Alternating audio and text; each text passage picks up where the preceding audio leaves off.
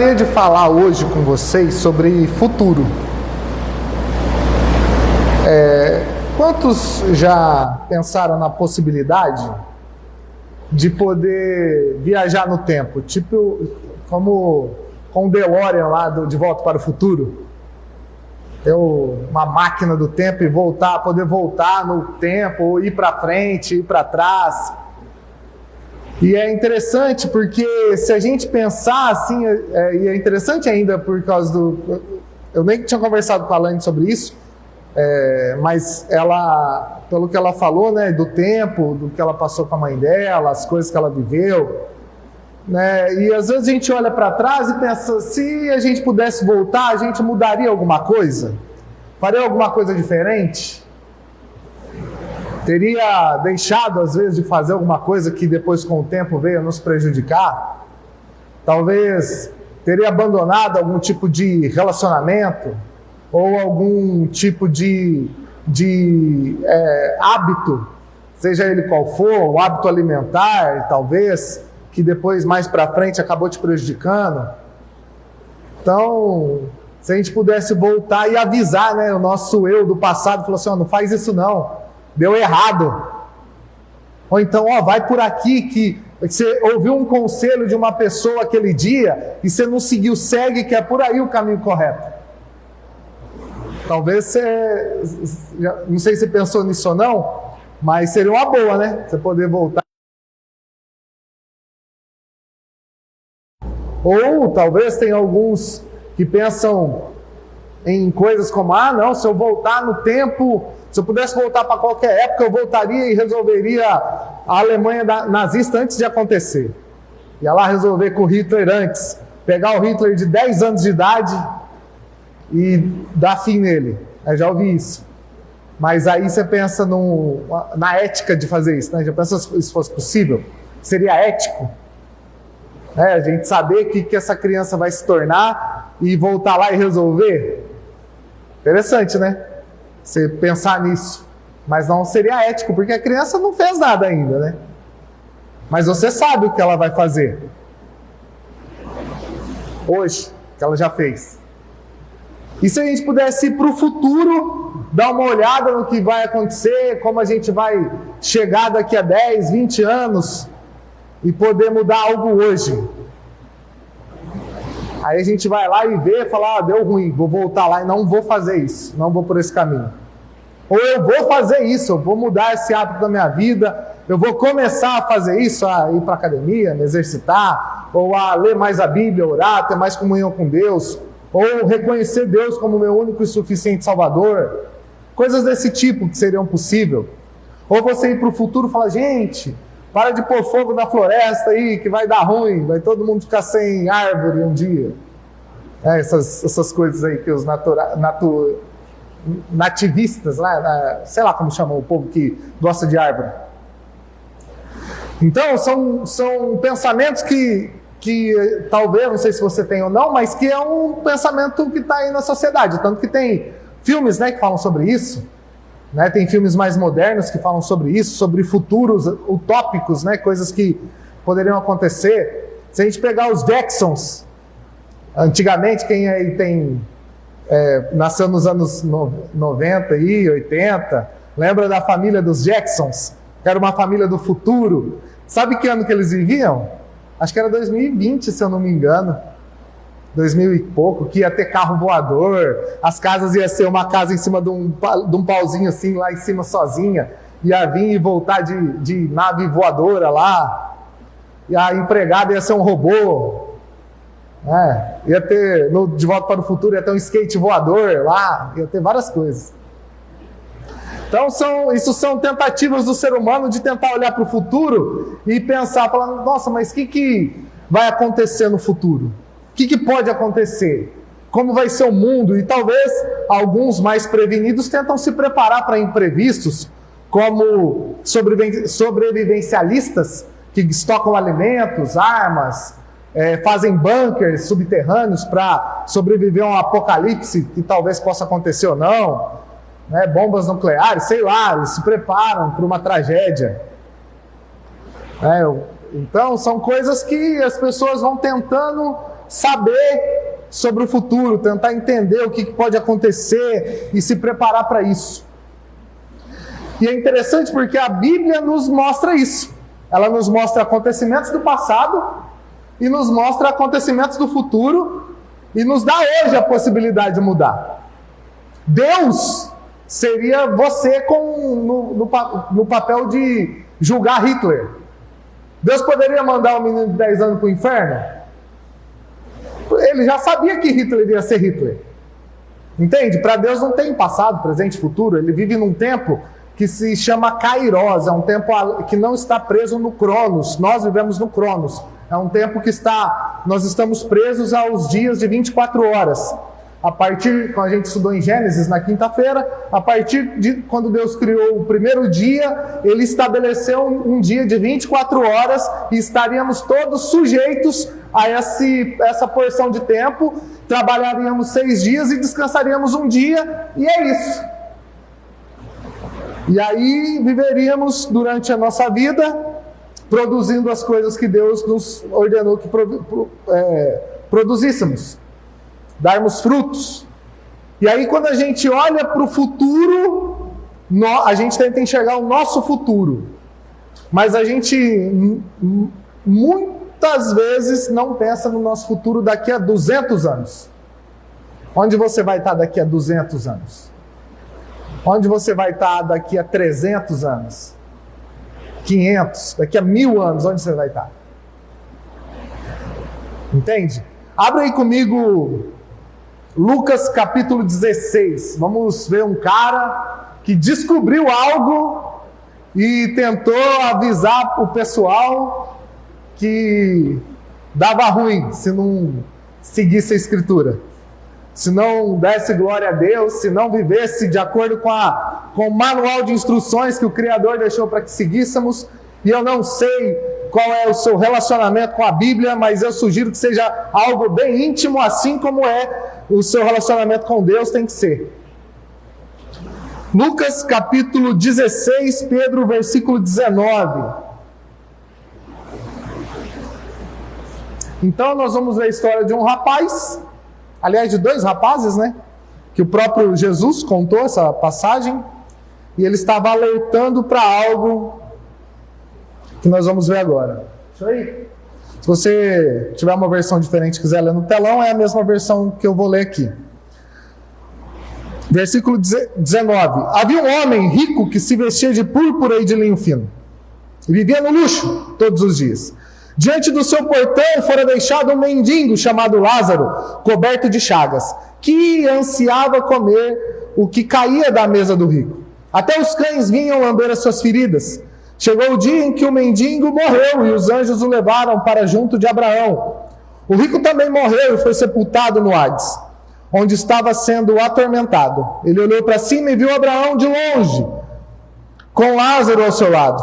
Então chamou o pai Abraão: tem misericórdia de mim e manda que Lázaro molhe a ponta do dedo na água e refresque a minha língua, porque estou sofrendo muito nesse fogo. Abraão, porém, respondeu: filho, lembre-se que durante sua vida você recebeu coisas boas e Lázaro coisas más. Agora, porém, ele é consolado e você é atormentado. Além disso, entre você e nós há um grande abismo, de forma que os que desejam passar do nosso lado para o seu lado, ou do seu lado para o nosso lado, não conseguem. Ele respondeu: então eu te suplico, pai, manda Lázaro ir à casa do meu pai, pois tenho 5 irmãos. Deixa que ele os advirta, a fim de que não venha também para esse lugar de tormento. Abraão respondeu: eles têm Moisés e os profetas, que os ouçam. Não, pai Abraão, disse: se alguém entre os mortos for até eles, então se arrependerão. Abraão respondeu: se não ouvem Moisés e os profetas, tampouco deixarão convencer, ainda que ressuscite alguém dentre os mortos. Então, esse homem, ele descobriu que a palavra de Deus é verdadeira. E aí lá no Hades, Hades é uma palavra grega, que é a mesma palavra de Sheol. É um lugar um lugar temporário. É o o lugar é como Jesus aqui nessa passagem, ele está se referindo a um lixão que havia na cidade, que eram jogados corpos de indigentes, todo o lixo da cidade, e esse lugar ficava pegando fogo, as pessoas queimando, apodrecendo aquele lugar, o lixo apodrecendo aquele lugar, e era um lugar onde o fogo não se apagava. Então, Hades é uma palavra grega para descrever esse lugar, Sheol é uma palavra hebraica para descrever esse mesmo lugar de transição, é um lugar temporário. Ambos, tanto Lázaro quanto o rico, foram sepultados. Eles foram ambos para o Hades. Só que Hades quer dizer o lugar de morte. Estavam sepultados, estavam mortos. Só que, claramente, há uma divisão entre esses dois lugares. Lázaro estava com Abraão, ou seja, com Deus, e o rico estava sendo atormentado. O rico estava sendo atormentado porque era rico? Não. Não é porque era rico que ele estava. É porque ele... Aqui o texto não explica claramente isso que eu vou dizer, mas ele vivia uma vida sem preocupação nenhuma com Deus, com a Escritura. Ele vivia uma vida de luxo, esbanjando, festas. Não dava nada para o Lázaro que estava lá na porta da casa dele, pedindo esmola lá, o mendigo que foi deixado lá.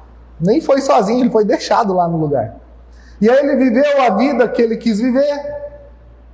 E aí, o futuro para onde irão todos depois, a Bíblia é o Geena ou Geena, que aí sim é um lugar é o destino final daqueles que morrerem sem Jesus. Coloca aí, Pedro, Apocalipse 20, 14 no telão, fazendo favor. E aí tanto o Sheol ou Hades serão lançados no Geena, que é esse lugar final. Então a morte e o Hades foram lançados no lago de fogo. O lago de fogo é a segunda morte. Então, essas pessoas que vão estar sendo atormentadas aqui no Hades, ou seja, no Sheol, elas, no dia do juízo final, porque aqui, nesse momento, elas ainda não estão sofrendo a plenitude do mal. Elas não estão sofrendo tudo que elas podem sofrer ainda. Assim como Lázaro não está vivendo a plenitude da presença de Deus, como ele vai viver depois, ou todos nós, espero, depois da primeira morte. Essa primeira morte, para os crentes, ela vai nos levar para o seio de Abraão, para um lugar na presença de Deus, e esperar esse dia aqui, de Apocalipse. E depois desse dia, receberemos um corpo glorificado, e aí sim, reinaremos com Cristo, e estaremos na plenitude da vida com Deus, pós a primeira morte. Nós vamos passar pela morte apenas uma vez. As pessoas que morrerem sem Cristo vão passar pela segunda morte. Não bastasse morrer a primeira, ser atormentado, ficar lá com sede, ainda depois todo esse lugar vai ser esvaziado e todas essas pessoas vão ser lançadas no Geena. Então esse homem, Jesus, quando ele lê, aqui nesse texto tem umas controvérsias teológicas, se é parábola, se não é parábola, se é real, se não é real, mas de qualquer forma é Jesus que ele está contando essa história, e ele está contando de maneira a explicar algo futuro. Ele está falando, se previnam, porque isso vai acontecer. Alguns dizem que essa passagem ela é uma passagem que não é uma parábola por conta de Lázaro ter o nome. As passagens bíblicas que são parábolas, não tem nomes os personagens. Então, por isso gera essa controvérsia. Mas, independente disso, é a palavra de Deus, é a verdade, e Jesus é quem está explicando. Então, está tudo certo.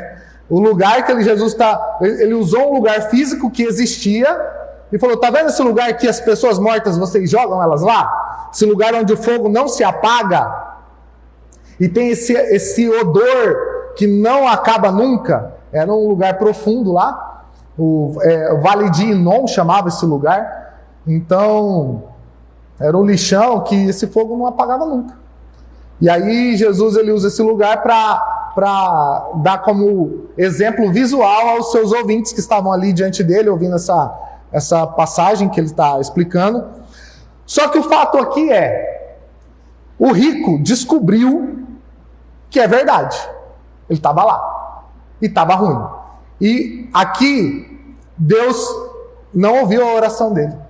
Quer dizer, ouviu, mas falou não para todas. Falou, pô, fala para o Lázaro ir lá e avisar. Falou, não. Fala para ele pôr uma gota aqui na minha boca de água. Não. Fala, não. Três coisas ele pediu, 3 não ele ouviu. Depois que morreu, irmão, não tem mais nada a fazer. Acabou. Não tem mais o que fazer. Aí é prestar conta. Então, às vezes a gente pensa assim, não, vai dar tempo. Não, eu vou levando aqui no banho-maria, e aí vou cozinhando aqui e tal, e vou indo. E aí vai chegar uma hora que, beleza, eu aceito.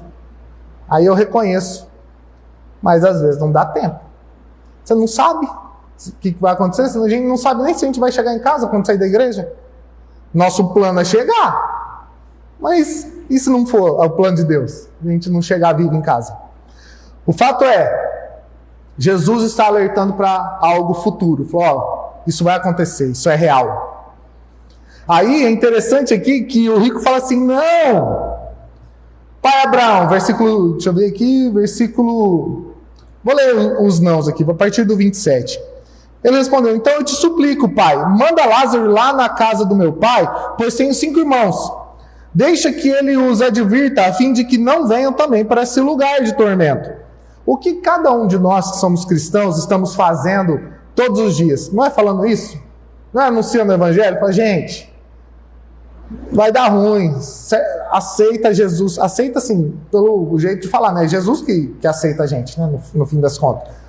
Porque, né? Reconheça Jesus como seu único e suficiente Salvador, né? Se entrega a Cristo, vive a fé verdadeira, segue a Bíblia, vive a vida na comunidade da igreja, vive bem na sua casa, faz essas coisas. Aí, mas aqui ele está falando, qual é a ilusão do rico? Ele fala, não, manda o Lázaro ir lá. Aí ele responde assim, 27. Não, além disso, entre vocês, cadê aqui? Não, assim, deixa Lázaro ir lá. Abraão respondeu, eles têm Moisés e os profetas, que os ouçam. No versículo 29 ele fala, ele tem Moisés e os profetas aí, ouçam eles. O que ele está dizendo? Eles têm a lei e tem os profetas. Só seguir, está escrito já.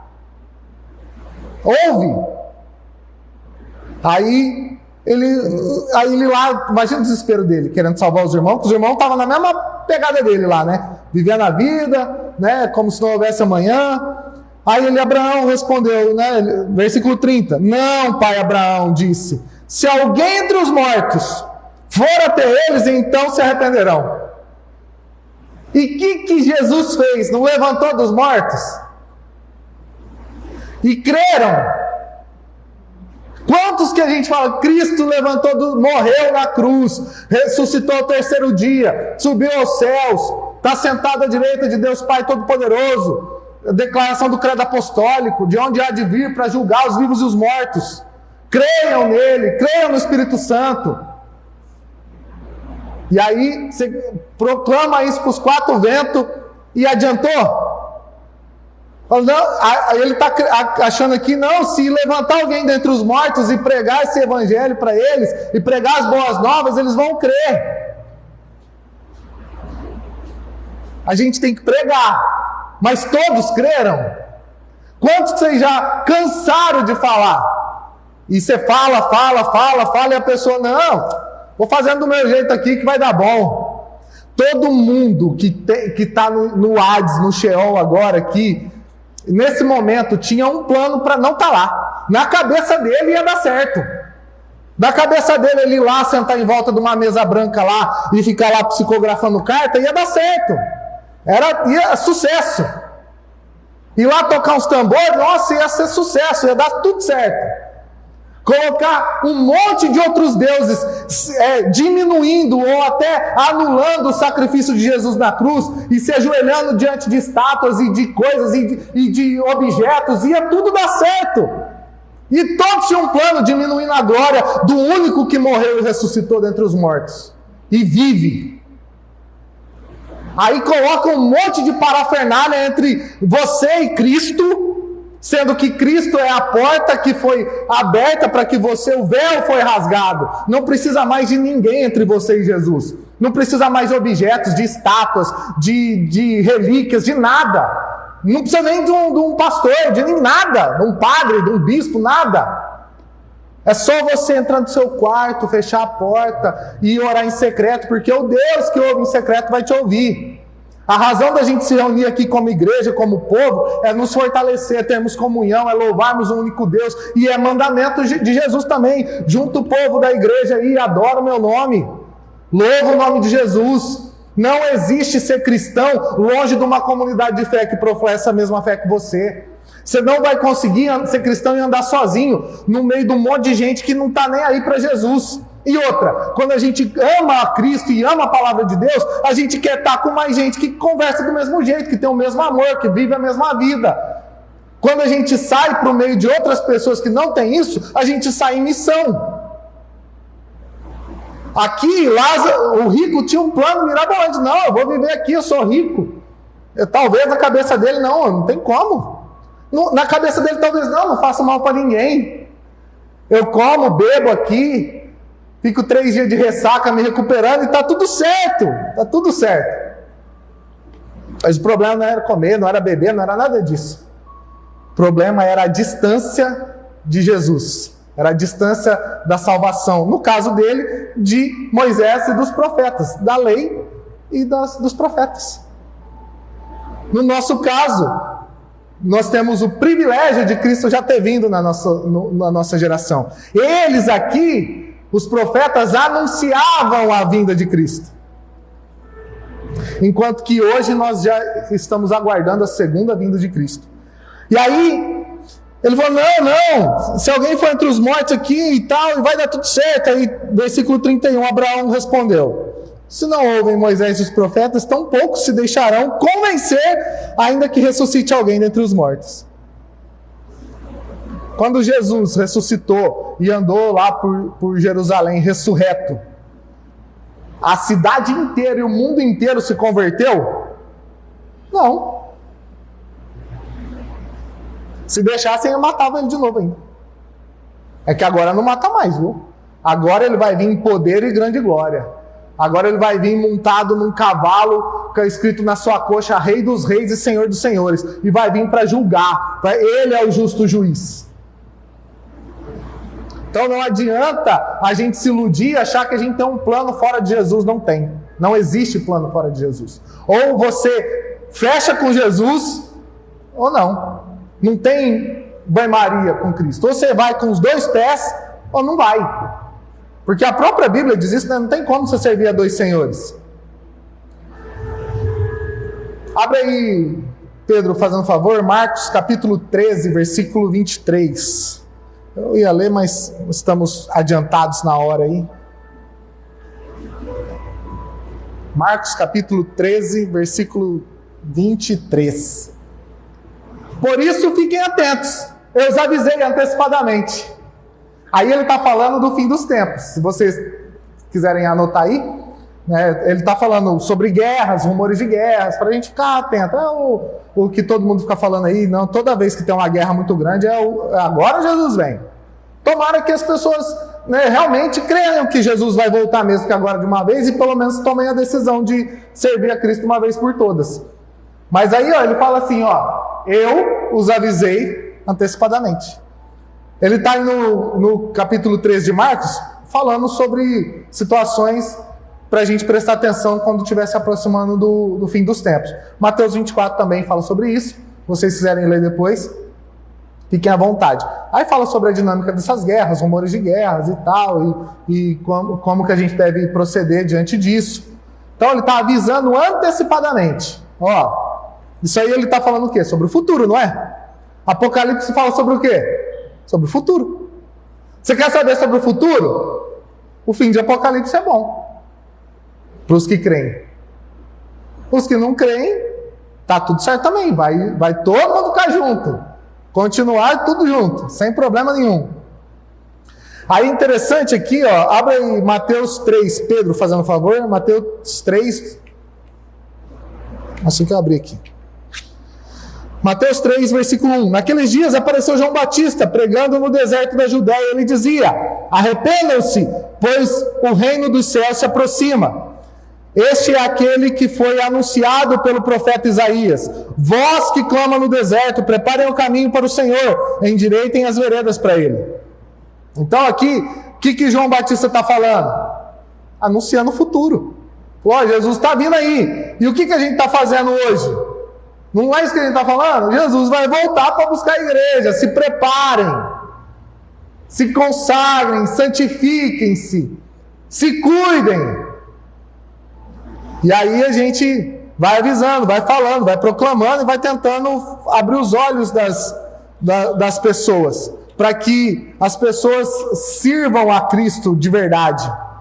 Lucas capítulo 1, versículo 32. Aí, aqui é o anúncio sobre o nascimento de Jesus, quando o anjo encontra com Maria, e aí ele anuncia.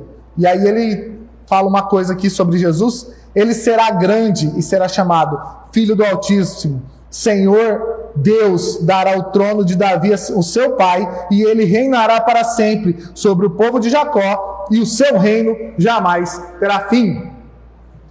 Esse é o futuro. Futuro, Jesus é rei desse mundo. A gente vive hoje aí atrás de talvez achar um político aí que resolva os nossos problemas, e talvez alguém que seja uma porta de salvação para essa nação caída. Ainda, irmãos, que essas coisas não aconteçam, esse ano é ano de eleição e tal, e aí vai ficar aquela briga sem fim de novo até o final do ano, ainda é Copa do Mundo também. Então, quem vai reinar sobre esse mundo? Sobre nós, quem já reina sobre nós? É Jesus. O reino de Jesus já está sendo implementado nesse mundo. É o já e ainda não. Já deu início. Só que ele ainda não está na sua plenitude. Por quê? Porque Jesus é longânimo. Deus está dando oportunidade a todos aqueles que não creem. Deus está estendendo a sua graça para que todos aqueles que ainda não ouviram o Evangelho tenham oportunidade de crer e se entregar a Ele, de verdade. Porque se Jesus voltasse hoje, essa pessoa que você está sem falar aí de Jesus ainda, falando, não, uma hora eu falo, uma hora eu vou falar, e vai dar certo. Você acha que se o rico,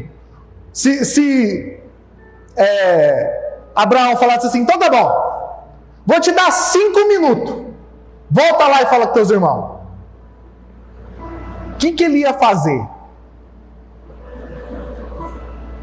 Ele não ia chegar lá desesperado e falar, gente, é verdade, a Bíblia é real. Se entrega. Não é isso? Não, é verdade, eu me dei mal, mas vocês ainda têm oportunidade. Creiam em Moisés, creiam nos profetas. E no nosso caso, creiam que Jesus é o único e suficiente Salvador. Creiam nisso. Se desse 5 minutinhos, falava, vai. 5 minutos, hein? Não era isso que ia acontecer? E por que a gente vive a vida do evangelismo como se a gente tivesse 1000 anos ainda para alcançar o perdido? Por que a gente ora tão pouco pelas aquelas pessoas que a gente quer salvar? Que a gente quer falar, a gente não salva ninguém, né? Porque a gente quer que sejam salvas por Jesus. Se Abraão falasse, não, então tá bom, eu vou ouvir a tua oração. Ora aí 5 minutos. Ou então se ele fala assim, então tá bom. 1 ano de joelho aí orando, e eu respondo. Ele ia fazer ou não? Ia. Com o desespero que ele está, ele ia fazer, ele ia ficar lá 1 ano no meio da caatinga de gente morta lá, orando. Então vai, lê a Bíblia inteira antes de você pregar para alguém. Que aí eu ouço. Deu, claro que ele não deu nenhuma dessas condições, mas isso é o mínimo. Orar, ler a Bíblia e pregar. E se a gente quer que aquele desviado, ou aquele que está longe de Jesus, ouça o Evangelho, abra a boca e fala. paga o preço orando, jejuando pela vida dessas pessoas. Agora, pensa nisso. Você sabe o futuro. Tanto o nosso, que estamos em Cristo, quanto os que não estão. Se você fosse chegar e falar, nossa, é verdade. Deu errado, hein? Preciso avisar o pessoal. A gente não crê que isso é verdade? Sim ou não? Crê, não crê? Ele não crê que a Bíblia é de verdade? E por que a gente vive como se não fosse? Como se, não, isso aí tem tempo. Isso aí, tranquilo. Se ele não crê, o problema é dele. Vou fazer o quê? Já falei 3 vezes em 8 anos. Não crê porque eu não quis. Não é assim, irmãos.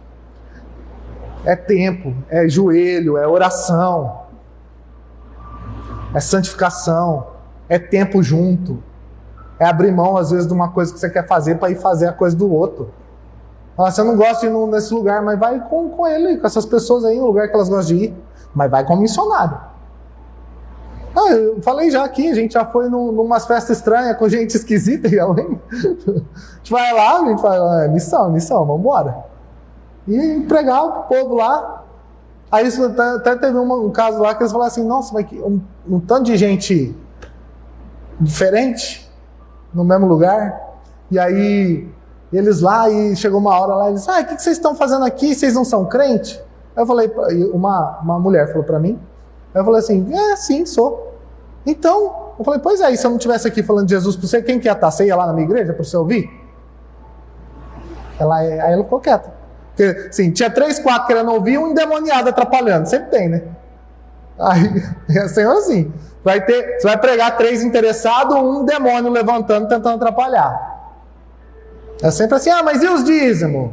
E eu não sei o quê, Sempre é assim, você vai para esses lados aí. E o pastor fulano que foi pego lá investigando com roupa de mulher? E eu não sei o quê. É tudo essas coisas. Você vai pegar todos os pastor podres que tem por aí e jogar como se fosse o padrão. É isso aí que o demônio vai fazer. Mas, irmãos, a Bíblia é real. O futuro a gente já sabe, dos 2 lados. E nós estamos aqui hoje diante da mesa da ceia. Jesus está conosco aqui, mais uma vez. Um dia nós vamos se reunir com o próprio Jesus. Ele vai servir lá carne gorda pra gente, vinho. Ele vai servir a mesa. Então, a gente tem que pôr mais gente nessa mesa, sentado lá. E abrindo nossa boca. Dando bom testemunho. Vivendo o verdadeiro evangelho. Então, vamos orar aí 5 minutinhos. Gostaria que você... Pode ficar aí sentado mesmo hoje. Fique sentado aí. Só que curva sua cabeça e ora aí por alguém que você quer que venha para sentar à mesa de Jesus. E já reflita sobre seus pecados, as coisas que você tem feito. E peça perdão e então participe da mesa. A mesa ela não exclui, ela inclui. Você ora e então participa. Não tem exclusão. Se os pecadores não pudessem cear, não ia cear ninguém aqui hoje. Só Jesus, ia comer sozinho. Então Jesus fez uma mesa para pecadores, para que a gente pudesse sentar nela.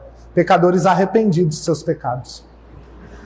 Pedro, coloca a última música aí, a Tua Mesa Cura, por favor. Apaga a luz aqui da frente, por gentileza. Deus, em nome de Jesus, nós queremos, como igreja, mais uma vez, orar, Senhor, para aqueles que estão longe do Senhor.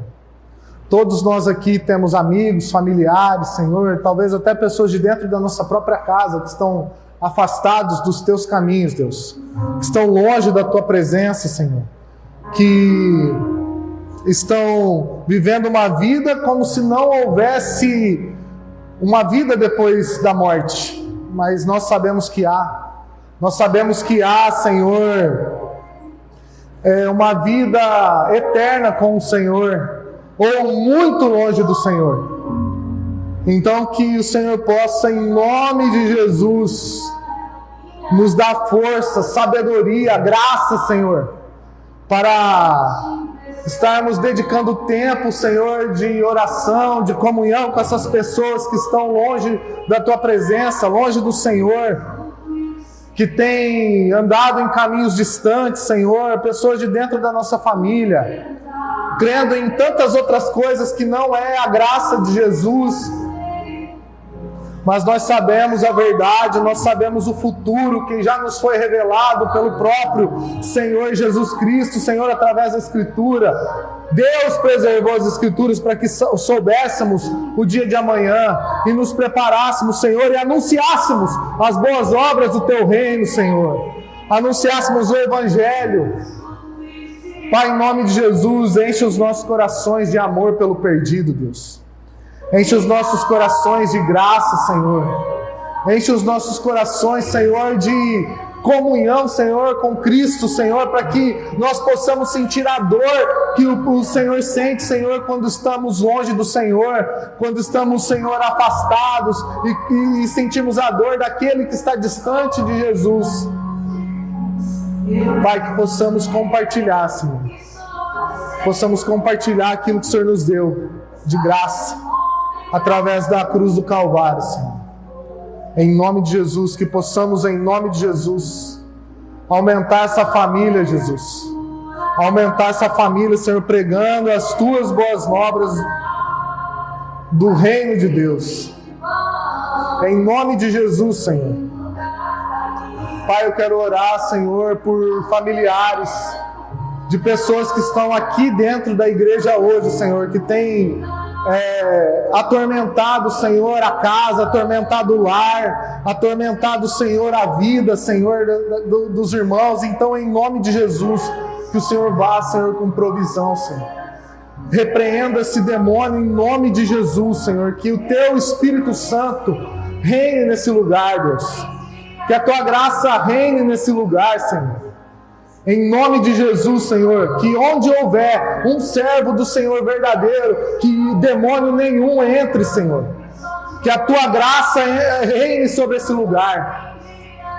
Que a Tua graça reine, Senhor, sobre esse lar, onde há um cristão, Senhor, genuíno, orando, Senhor, e se consagrando ao Senhor.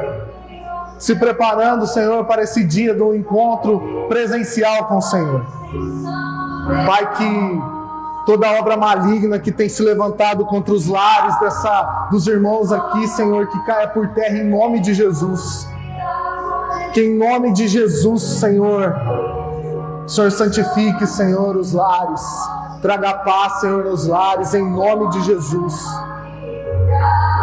Que em nome de Jesus, Senhor, quando o inimigo quiser usar, Senhor, pessoas contra os crentes que estão aqui, Senhor, que a Tua palavra repreenda, Senhor, em nome de Jesus. Em nome de Jesus, Senhor. Que o Senhor nos perdoe, Senhor. Perdoe os nossos pecados como igreja nessa terra, Senhor. Nos perdoe pelas vezes que ficamos calados. Nos perdoe pelas vezes, Senhor, que negligenciamos a leitura bíblica e a oração. Nos perdoe, Senhor, pelas vezes que não falamos do Teu amor para aqueles que precisavam ouvir, e nós sabíamos disso, Senhor. Nós tínhamos a palavra, nós tínhamos a direção do Senhor, só que nós não mantivemos nossas bocas fechadas, Deus. Que isso não aconteça mais, em nome de Jesus, e que o Senhor possa nos perdoar, Senhor, e nos dar novas oportunidades de proclamar o Teu amor e o Teu reino, Senhor, ainda essa semana, para a glória do nome de Jesus. Eu Te louvo e Te agradeço. Amém. Amém, irmãos? Então, que Deus possa abençoar cada casa aqui representada por vocês, e que os irmãos mantenham o Evangelho do Reino presente nos lares. Eu não sei, muitas vezes você é o responsável pela vida espiritual de sua casa. Se levante, não se acovarde quando o inimigo tentar contra a tua casa. Que em nome de Jesus, que o Evangelho reine nas nossas casas verdadeiramente. Se há coisas mal resolvidas, às vezes com familiares, com alguém que mora com você, resolva. Jesus é contigo para resolver. A Bíblia diz assim, no que depender de nós, que nós possamos ter paz com todos. Se depender de você, dê o primeiro passo. Amém? Se coloque de pé, vamos louvar ao Senhor, nos preparar para a ceia.